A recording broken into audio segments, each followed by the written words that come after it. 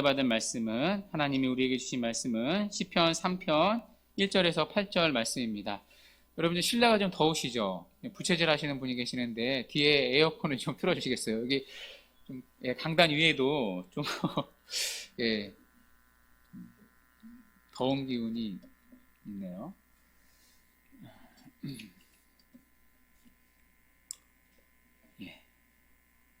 시편 3편 1절에서 8절 말씀입니다. 오늘은 한 절씩 교독하고요. 마지막 8절은 함께 읽도록 하겠습니다. 제목과 1절을 제가 먼저 읽도록 하겠습니다. 다윗이 그의 아들 압살롬은 피할 때 지은 시 여호와여 나의 대적이 어찌 그리 많은지요 일어나 나를 치는 자가 많으니이다. 많은 사람이 나를 대적하여 말하기를 그는 하나님께 구원을 받지 못한다 하나이다. 셀라. 여호와여 주는 나의 방패시요 나의 영광이시요 나의 머리를 드시는 자이시니이다. 내가 나의 목소리로 여호와께 부르짖으니 그의 성산에서 응답하시는도다. 내가 누워 자고 깨었으니 여호와께서 나를 붙드심이로다. 천만인이 나를 에워싸 진친다 하여도 나는 두려워하지 아니하리이다. 여호와여 일어나소서 나의 하나님이여 나를 구원하소서. 주께서 나의 모든 원수의 뺨을 치시며 악인의 일을 꺾으셨나이다. 구원은 여호와께 있사오니 주의 복을 주의 백성에게 내리소서. 아멘. 오늘은 다윗, 그리스도, 그리고 교회라는 제목으로 류성민 목사님 나오셔서 말씀 전해 주실 텐데요. 은혜의 시간 되시기 바랍니다.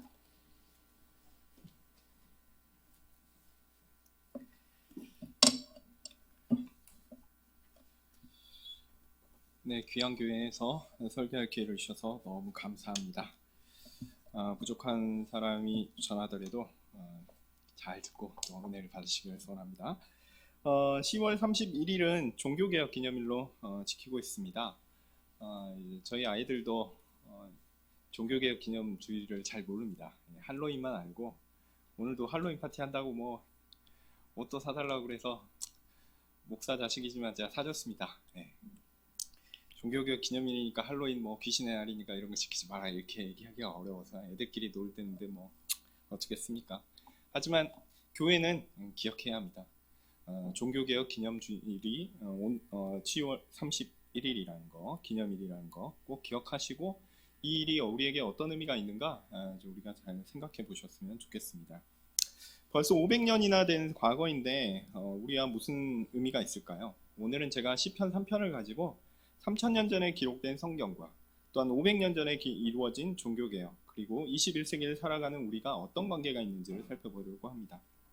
사실 종교개혁 역사는 제 전공입니다. 그래서 그것들에 대해서 잘 설명드릴 수도 있겠죠. 근데 이제 우리가 하나님 말씀 듣는 설교 시간에 역사 얘기만 하면 그게 무슨 의미가 있겠습니까?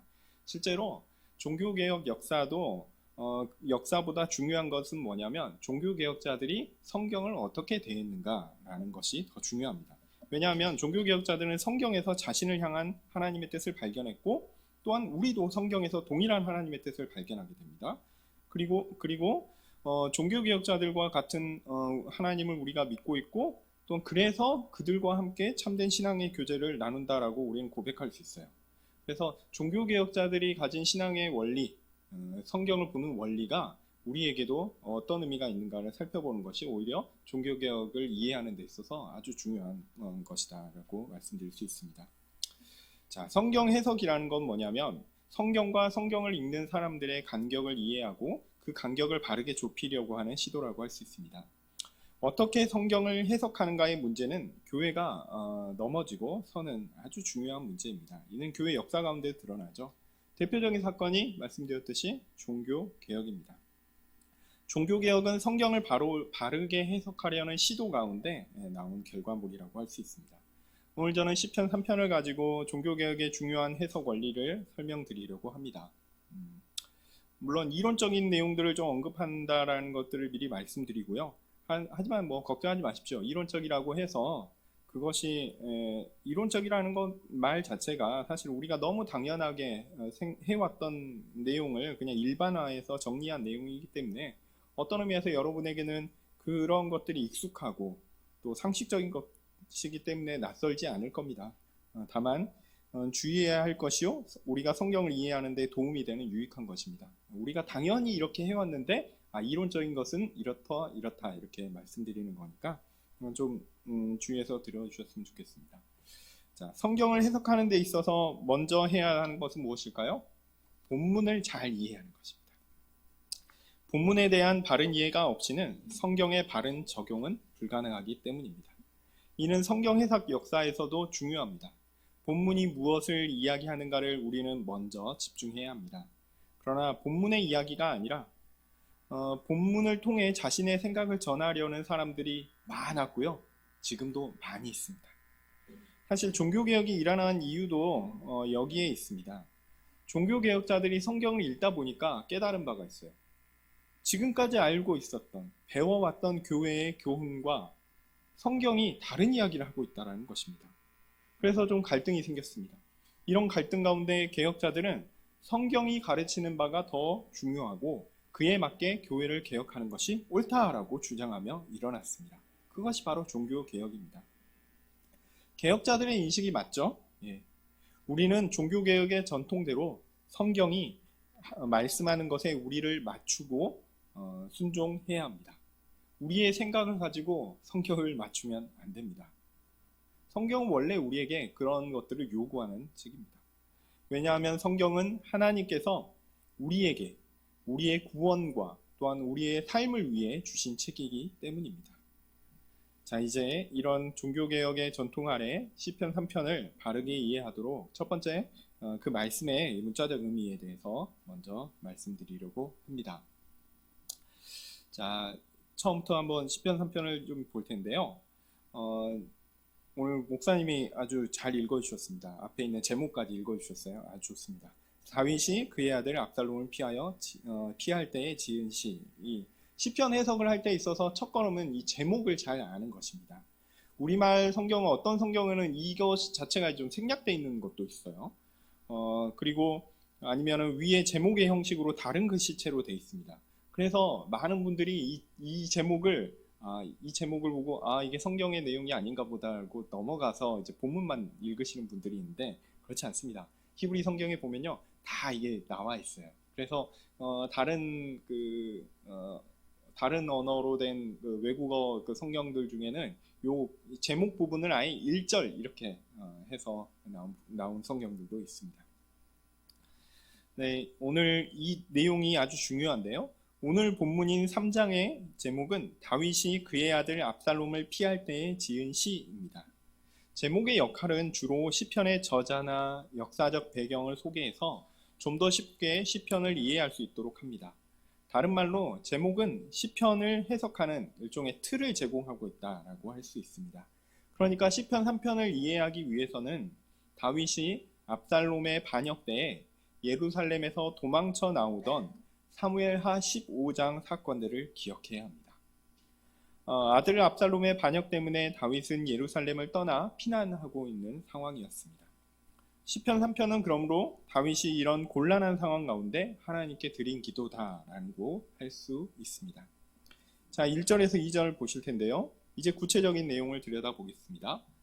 다윗은 대적이 너무 많다고 한탄합니다. 실제로 그렇죠. 압살롬의 반역한 사건들을 보면 그 다윗과 가장 친밀했던 친구조차도 압살롬 편에 서서 다윗을 죽이고자 했던 것들도 우리가 볼 수 있습니다. 그런 대적들이 너무 많고요. 그 대적들이 말하기를 다윗이 하나님께 구원을 받지 못한다라고 합니다. 다윗이 예루살렘에서 도망쳐 나와 요단강을 건널 때를 생각하시면 좋겠습니다. 하나님 나라의 왕으로 임명을 받았습니다.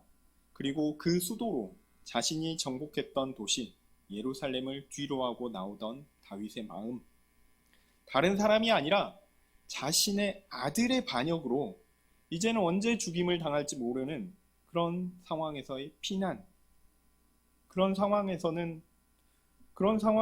다윗에게 더 이상 하나님의 구원이 없다라고 말하는 대적들의 판단은 옳은 것처럼 보입니다. 그리고 사실 왜 이렇게 대적들이 다윗을 대적하게 되었는가를 생각해 보면 이 반역 자체가 하나님의 심판이라는 사실 또한 부인할 수 없습니다. 다윗이 압살롬에 의해 당하는 환난은 아무런 근거 없는 것이 아니었습니다. 다윗은 아무런 문제 없이 잘하고 있었는데 그에게 그냥 뜬금없이 이런 환난이 발생한 것이 아니었어요. 궁적으로는 다윗이 밧세바를 범하고 그의 남편인 우리아를 죽인 것에 대한 나단의 예언의 성취라고 할 수 있습니다. 이 이야기는 사무엘하 12장에 기록된 것이죠. 어떤 의미에서 그는 하나님 앞에서 자신이 지은 죄의 결과를 당하고 있습니다. 아니, 그 죄 말고도 더 있습니다. 자신의 큰아들이었던 암논이 압살롬의 여동생이었던 다마를 범하고 그 문제 때문에 압살롬과 암논의 갈등이 있을 것을 예상했음에도 불구하고 아니 암논을 처벌하지 않았어요. 그리고 다말의 오빠였던 압살롬이 그 암논을 2년 후에 살해합니다. 이 사건에 대해서도 다윗은 적절한 조치를 하지 못했습니다. 제가 볼 때 굉장히 좀 무기력하고 다윗의 통치 후반부가 이런 면에서 다윗의 무능을 드러내는 것이 아닌가 생각할 정도로 아주 끔찍한 상황이었습니다. 어떤 의미에서 다윗은 하나님 앞에서 자신의 죄의 결과, 무능함의 결과를 당하고 있는 것인지 모릅니다. 그렇기 때문에 다윗은 대적들이 등장하고 그로 인해 자신이 큰 환난 가운데 있을 때 하나님을 원망할 수가 없었습니다. 다만 자신의 그 상황의 답답함을 하나님 앞에 쏟아놓을 뿐이었습니다. 이제 3절과 4절입니다. 다윗은 눈앞에 보이는 절망적인 상황에 머물러 좌절하지는 않았습니다. 왜냐하면 자신의 죄로 말미암은 고난의 때에도 그 모든 것을 주관하시는 분이 있다라는 사실을 알고 있었기 때문입니다. 그리고 바로 그분이 자신을 그저 죽도록 내버려 두지 않을 것이다 라고 다윗은 확신했습니다. 그는 바로 누구입니까? 여호와 하나님이십니다. 여호와 하나님은 다윗을 방어하는 방패요, 자랑이요, 다윗의 머리를 드시는 분입니다. 곧 다윗을 일으켜 회복하실 분입니다. 그가 하나님께 부르짖을 때에 하나님은 그가 계신 거룩한 곳에서 응답하십니다. 하나님은 곤란 가운데 부르짖는 다윗의 기도를 못 들은 채 하시는 분이 아닙니다. 대적들의 눈에는 다윗이 버림받은 것 같았죠. 그 모든 상황이 하나님께서 다윗에게 허락하신 상황이라고 한다면, 그리고 그 환난의 목적이 다윗을 영원토록 벌하여 죽이고자 하는 목적이라고 한다면 네, 그렇다라고 할 수 있겠죠. 그런데 만약 그게 아니라고 한다면 하나님이 다윗에게 이런 상황을 허락하시고 그러나 허락하셨지만 그가 다윗을 완전히 죽이지 않고자 하셨다면 다윗은 무엇을 기대할 수 있겠습니까? 하나님께서 다시 자신을 세워 자신의 죄를 용서하시고 그를 회복하실 것을 기대할 수 있게 되는 것입니다. 5절 6절입니다. 이제 다윗은 위로를 얻습니다. 그가 영원히 멸망당하지 않을 것을 압니다. 비록 자신의 죄가 크고 엄청나서 자신에게 이 환난이 오는 것이 너무나 당연할지라도, 그래서 너무 아프고 고통스럽다 할지라도 그가 죽지 않을 것을 확신하고 있습니다. 왜냐하면 내가 잘나서요? 아니요. 여호와께서 그를 붙들고 계시기 때문입니다. 그러니 수많은 대적들이 와서 다윗을 위협한다 할지라도 다윗은 두려워할 것이 없습니다. 가장 두려워해야 할 분은 여호와 하나님이시고 그분이 자신을 붙들고 계시기 때문입니다. 이제 다윗의 간구가 7절에서 8절 나옵니다. 이제 다윗은 하나님께서 자신을 붙드신다라는 확신 가운데 하나님께 강력하게 간구합니다. 이제 하나님께서 다윗을 보호하시고 회복하신다라는 것을 모든 대적들 가운데 명백하게 해달라고 구합니다. 대적들이 그 사실을 깨닫고 고백하게 해달라 다윗은 간구합니다. 여호와여 일어나소서, 나의 하나님이여 나를 구원하소서. 나의 원수의 뺨을 치시며 악인의 일을 꺾으셨습니다.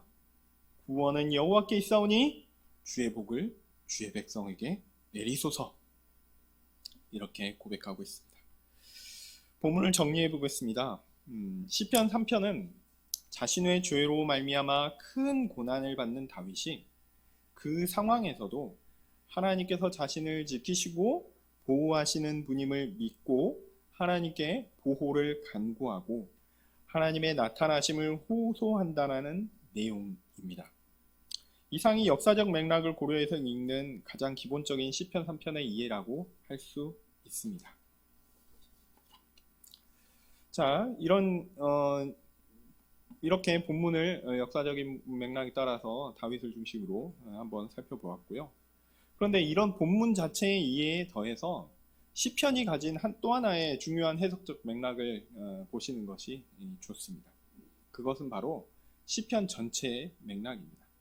시편은 총 몇 편으로 이루어져 있습니까? 150편으로 이루어져 있습니다. 그것도요, 이 150편이 1번부터 150편까지 쫙 이어진 게 아니라 이게 구별된 5권의 책이 있어요. 이 5권의 책이 차근차근 편집되어서 나누어져 있는 겁니다. 이 시편은 누군가에 의해서 수집되어서 배열된 것은 분명합니다. 그런데 그 배열과 순서에 있어서도 분명한 의도와 의미가 있다는 것은 많은 사람들에게 간과되었습니다. 만약 이 시편의 배열을 자세히 관찰한다면, 그리고 이 시편을 하나의 맥락으로 이해하려고 시도한다면, 시편의 역사적 해석에 더하여 시편의 더 깊은 뜻을 우리는 더 잘 이해할 수 있게 될 것입니다. 그런 의미에서 한번 해석을 해보려고 하는데요. 자, 시편 3편은 어떤 맥락에서 해석해야 되냐면 시편 1편과 2편의 맥락에서 해석되어야 한다는 것입니다. 시편 1편은 모든 시편의 서문과 같은 기능을 한다라고 보통 이야기합니다. 특별히 루터가 그렇게 얘기하기도 했는데요. 자, 무슨 내용이냐면 복 있는 사람은 누구인가 라는 거죠. 시편 1편 1절 어떻게 되나요? 다 성경 펴고 계시죠? 한번 읽어볼까요? 복 있는 사람은 악인들의 꾀를 따르지 아니하며 죄인들의 길에 서지 아니하며 오만한 자의 자리에 앉지 아니하고. 어떻게 시작하죠? 복 있는 사람은 이렇게 시작합니다. 물론 히브리어로 이렇게 해석하면 어떻게 되냐면 복이 또다 이렇게 시작하고 복이 또다 어떤 사람은 이런 식으로 시작하는 거거든요. 우리말로는 이렇게 표현되어 있지만 맨 처음에 복이 또다 이렇게 선언하면서 시작합니다. 그리고 시편 2편은 무슨 내용이냐면 복 있는 사람이 어떤 사람인가, 어떤 사람이 복 있는 사람인가를 알려줍니다. 자, 결론적으로 어떤 사람이 복이 있다라고 이야기하냐면요, 바로 여호와께 피하는 모든 사람은 복이 있다라고 이야기합니다. 이걸 드러내는 본문이 어디냐면 시편 2편의 마지막 절 12절입니다. 한번 읽어볼까요? 그의 아들에게 입맞추라. 그렇지 아니하면 진노하심으로 너희가 길에서 망하리니 그의 진노가 급하심이라. 여호와께서 피하는 모든 사람은 다 복이 있도다. 여기 보시면 그 마지막에 여호와께 피하는 모든 사람은 다 복이 있도다 이렇게 돼 있죠. 근데 이것도 어떻게 돼 있냐면요, 복이 있도다 여호와께 피하는 모든 사람은 이렇게 돼 있습니다. 그러니까 시편 1편의 시작은 복이 있도다, 시편 2편의 마지막도 복이 있도다 이렇게 돼 있는 거예요. 그래서 처음과 끝이 이거를 이렇게 문학적 용어로 스미상관이라고 하는데, 이게 처음과 끝이 동일한 겁니다. 동일해서 이게 마치 하나로, 시편 1편과 2편은 막 구별되어 있는 시편이잖아요. 그러나 편집해서 우리에게 드러날 때는 어떻게 드러나냐면 마치 한 시편인 것처럼 드러납니다.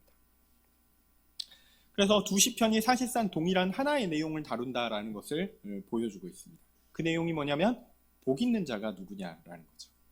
그리고 결론적으로 복 있는 자는 여호와께 피하는 자다라는 겁니다. 뭔가를 내가 행하고 내가 뭔가를 해서 하나님 앞에 의롭다 인정을 받고 그런 게 아니라요, 하나님 도와주세요 라고 하나님께 피하는 사람이 복 있는 사람이다라는 얘기예요.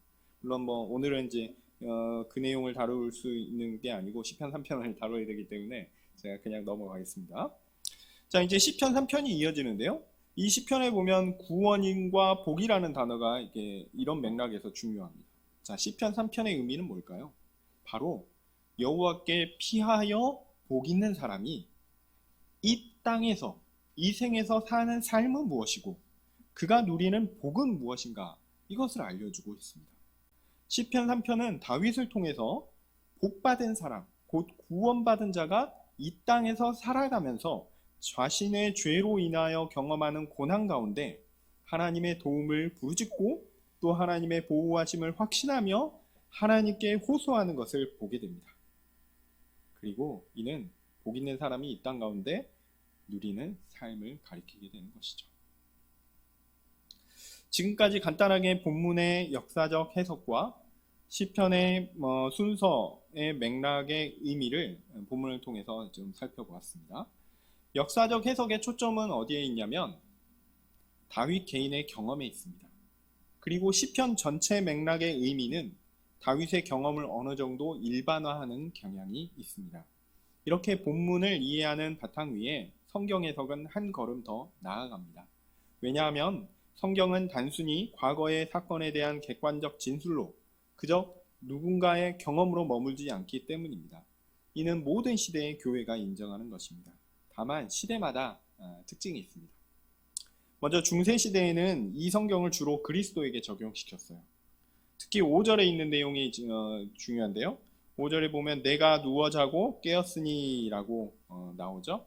이 구절이 뭐하고 유사하냐면 그리스도께서 죽으시고 부활하시는 그것과 유사한 것으로 이해됩니다. 그래서 이 시편 3편 전체를 그리스도에게 속한 것이라고 이해하기도 했습니다. 그러면 이 시편을 볼 때 그리스도의 입장에서 모든 구원받은 자들의 죄를 지고 그들의 죽음을 감당할 고난과 구원을 향한 중보를 보게 됩니다. 그리고 그 가운데 하나님께서 그를 일으켜 세우시는 영광스러운 장면을 기대하게 됩니다. 이 방식이 바로 그리스도의 승리의 방식이며 구원의 방식이라는 결론도 나옵니다. 이렇게 보면 좀 멋있죠. 좀 멋있는데 그런데 이 시편이 이렇게 그리스도만을 가리킨다라고 해석하게 되면 분명 오늘 본문은 누구의 시라고 했죠?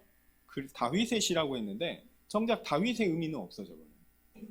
사무엘하 12장 이하에 나오는 그 다윗 그리고 사무엘하 15장에 나오는 다윗이 경험했던 것 그런 것은 싹 사라져 버리게 됩니다.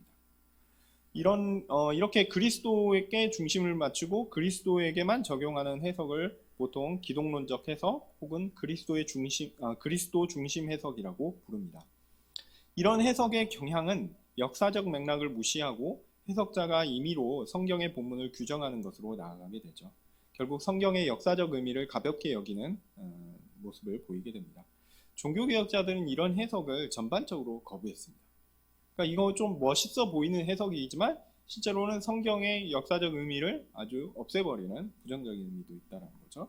물론 종교개혁자들이 이 시편과 그리스도를 연결시키는 것 자체를 부인한 적은 없습니다. 우리는 이 시편에서 다윗의 죄로 말미암은 고난을 보고 있습니다. 그리고 그 고난은 마치 구원이 없는 것과 같이 보일 정도로 끔찍하고 힘든 것이었죠. 고난을 당하는 사람은 하나님께 자신의 구원과 보호를 간구하고 있습니다. 그리고 하나님은 그를 기억하시고 보호하시고 구원하실 것이다 라는 얘기죠.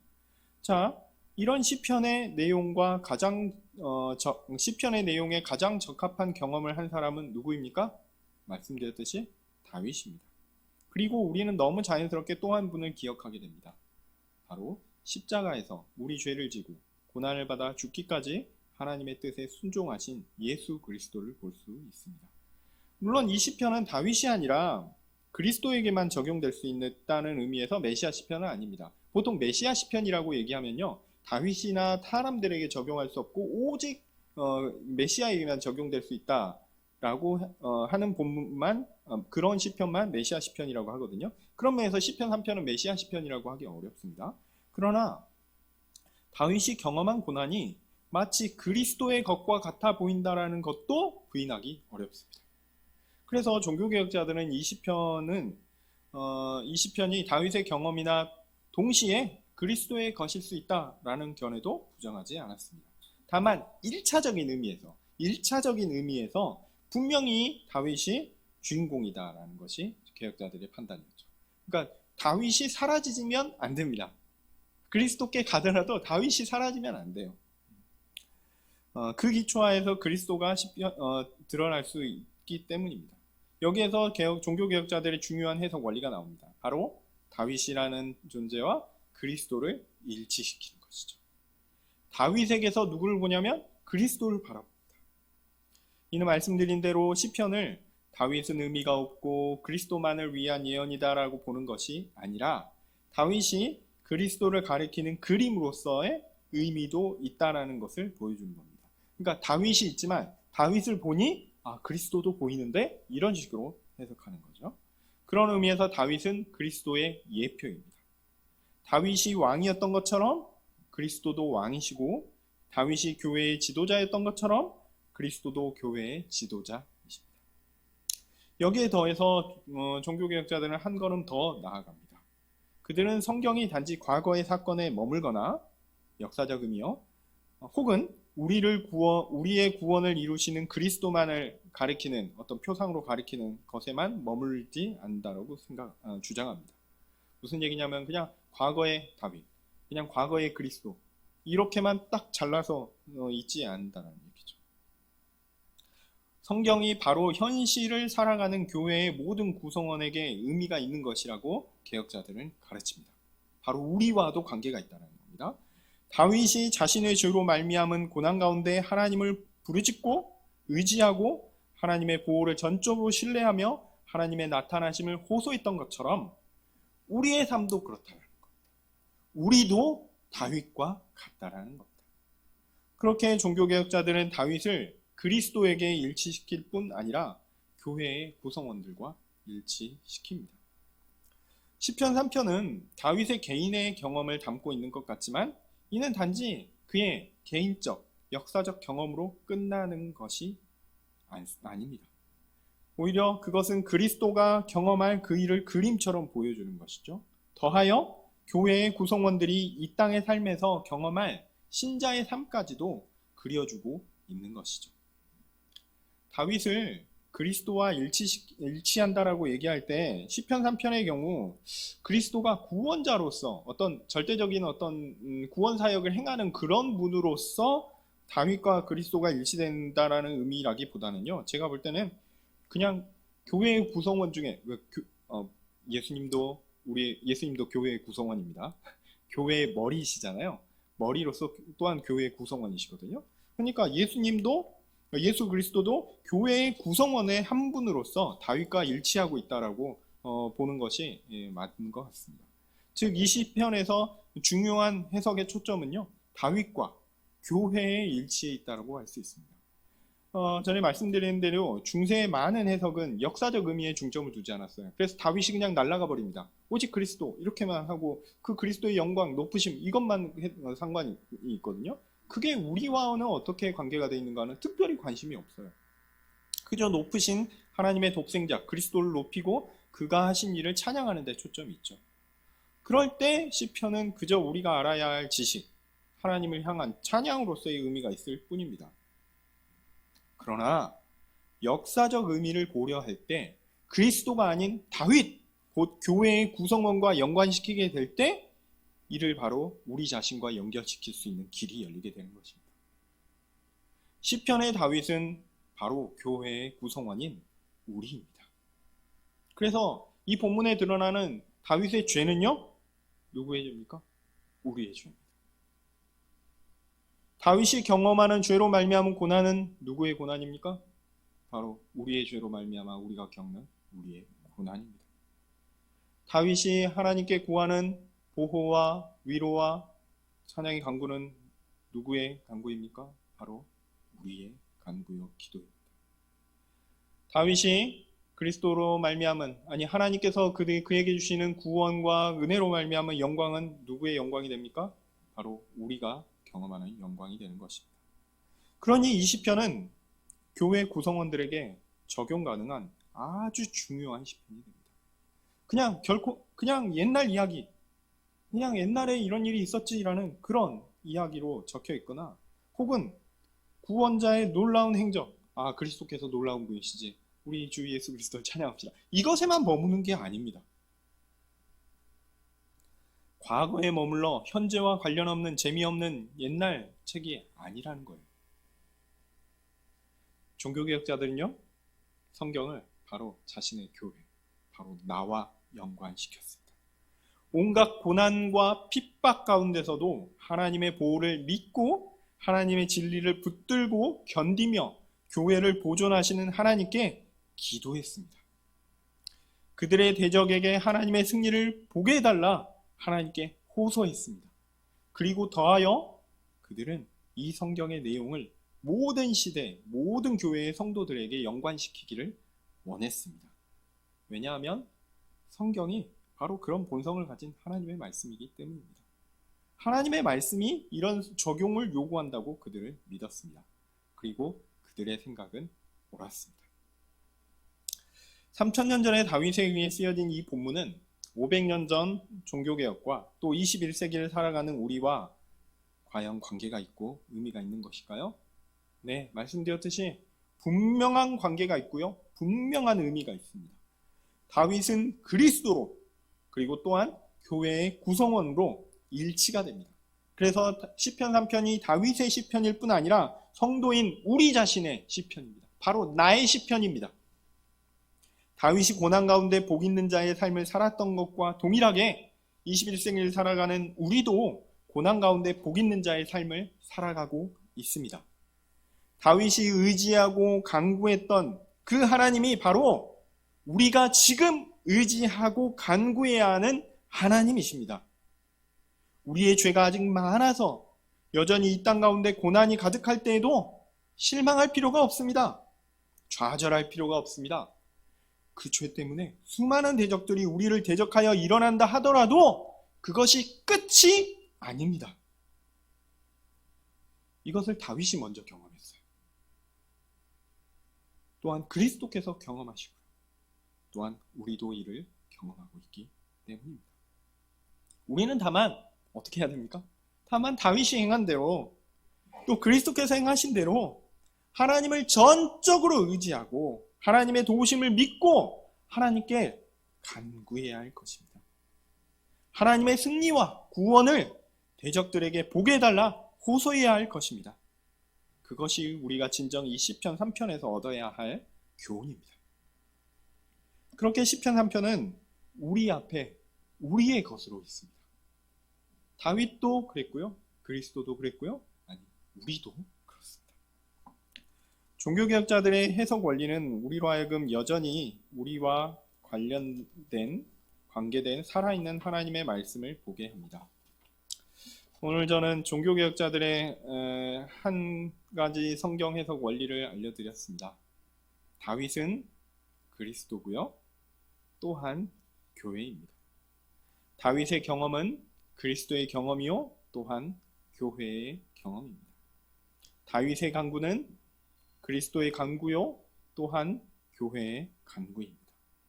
다윗의 구원은 그리스도의 구원이요. 또한 교회의 구원입니다. 바로 나를 위해 이 시편은 존재합니다. 사실 이는 여러분들이 좋은 설교를 들으실 때 당연하다. 그 말씀이 나한테 하는 말씀이지 이렇게 생각하셨을 내용일 것입니다. 담임 목사님께서 좋은 설교로 여러분들에게 좋은 교훈을 주셨으리라 생각합니다. 그때 이러한 해석 원리가 자연스럽게 녹아가지고 있던 것입니다. 그러나 모든 시대의 교회가 이러한 바른 해석의 원리 가운데 하나님의 말씀을 듣지 못했다는 것도 기억하셨으면 좋겠습니다. 여러분은 복된 시대에 살고 계십니다. 자, 그러면 우리에게 이 원리가 알려주는 것은 무엇일까요? 우리는 더욱 열심히 성경을 보아야 합니다. 성경을 읽으면서 앞서 말씀드린 개혁자들의 원리, 다윗과 그리스도와 교회의 일치를 조심스럽게 적용하면서 많은 은혜를 누리셨으면 좋겠습니다. 종교개혁이 우리에게 주는 교훈이 바로 이것입니다. 하나님의 말씀을 바로 누구에게? 나에게 적용시키는 것입니다. 기도하겠습니다.